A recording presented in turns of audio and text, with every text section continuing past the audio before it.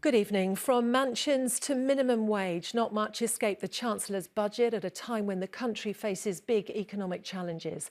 And the impact is being felt right here in London in so many ways. In a speech leaked online before Rachel Reeves even stood up, there was confirmation of a new charge for electric cars. That affects thousands of drivers in the capital. The Mayor will also be able to tax tourists. And because most homes worth more than £2 million are located right here, many face the prospect of a new mansion tax.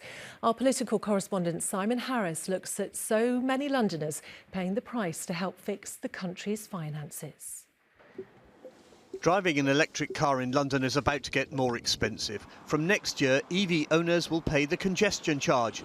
I call the Chancellor of the Exchequer. And today, the Chancellor hit them with another tax, a new electric vehicle excise duty.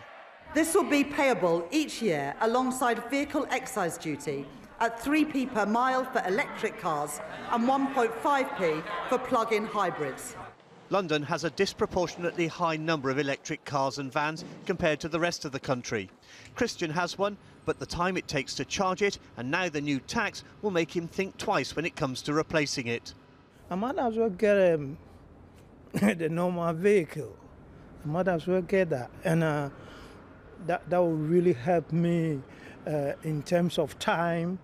There are thought to be around 250,000 electric vehicles in London.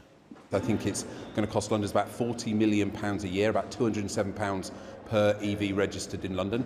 Whilst we've got to balance the need to encourage EV take-up, I don't think this is the right answer. London also has a disproportionately high number of expensive homes. They too were in the Chancellor's sights as she announced a so-called mansion tax. An annual £2,500 charge for properties worth more than £2 million, rising to £7,500 for properties worth more than £5 million. This is a wonderful mews house on Hesper Mews, number 10, in fact. There's a lot going on at number 10 today. It's on the market for £3.2 million.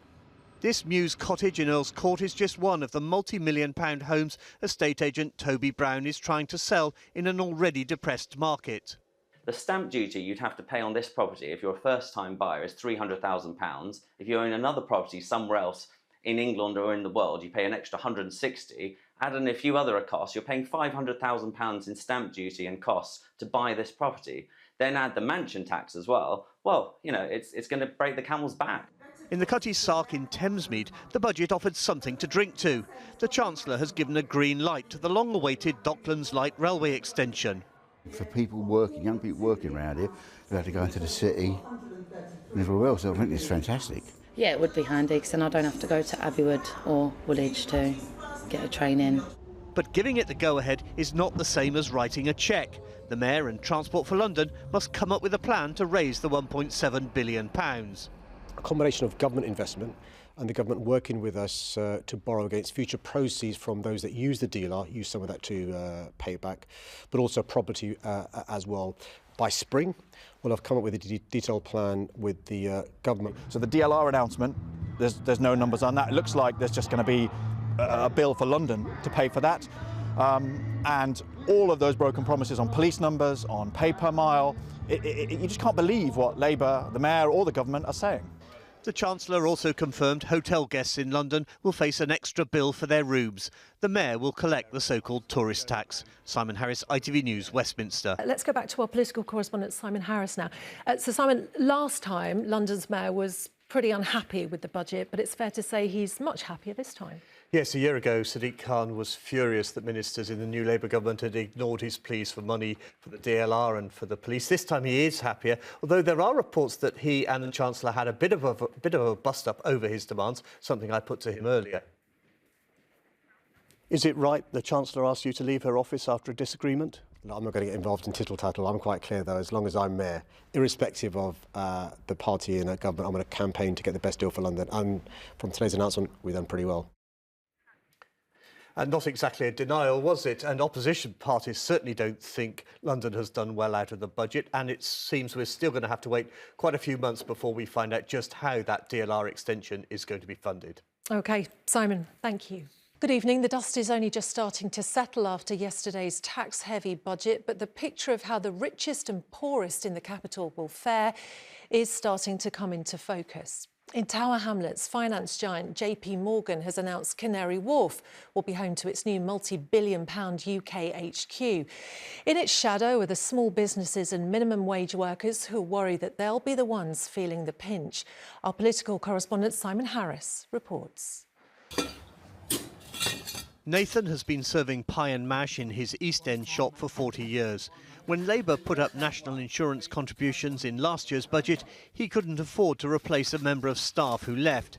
Now he fears the increased minimum wage in this year's budget will force his suppliers to put up their prices. They're going to put that costing on to me, and that's everyone, not just one producer. That's going to be me flour, me fat, me meat, me drinks. Everything like that will go up, and obviously I'm going to have to put that onto the customer. Many of Nathan's regulars in the Canning Town shop were lifelong Labour voters, but Gary, a retired tube manager and union member, says not anymore. The way they're treating the working class people is just wrong. They just don't care about us anymore. They're not interested in anything we do, and they lie. They continuously lie. What did you think of the budget? Absolute rubbish.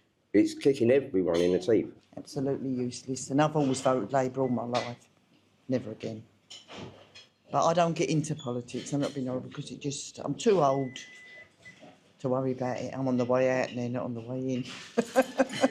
A stone's throw from the pie and mash shop is another side to the East End, Canary Wharf.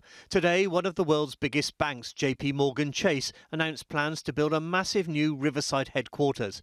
Evidence, said the Prime Minister, the government is on the right track. Today you're seeing record investment. JP Morgan this morning making a $4 billion investment into our economy. That's because of what they've seen in the budget. The new tower at West Ferry Circus will be Canary Wharf's newest skyscraper.